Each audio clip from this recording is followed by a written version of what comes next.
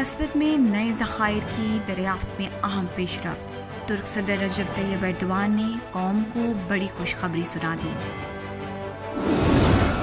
जनूबी अफ्रीका के सकाफती सेंटर ने मारूफ तुर्क शायर यूनुस एमरे की शायरी का अफ्रीकी ज़ुबान में तर्जुमा करने का फैसला किया है।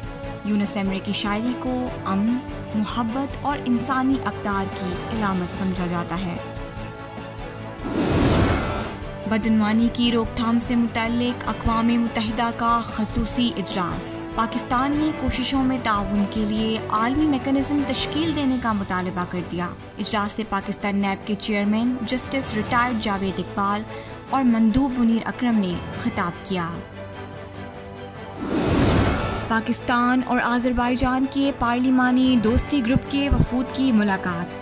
दोनों ममालिक के दरमियान पार्लिमानी, सियासी, इक़्तिसादी और सकाफती ताल्लुकात को फ़रोग़ देने के लिए मुश्तरका कोशिशें जारी रखने पर इत्तफ़ाक़ किया गया।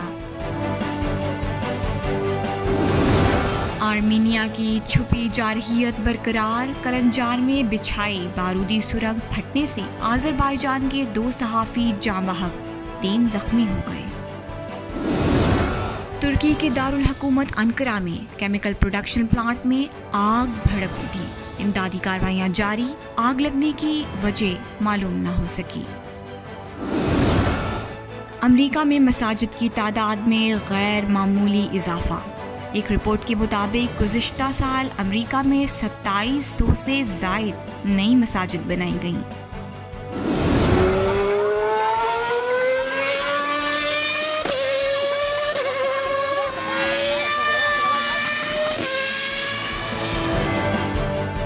और फार्मूला 1 ग्रैंड प्रिक्स की 2 साल बाद आज़रबाईजान में वापसी।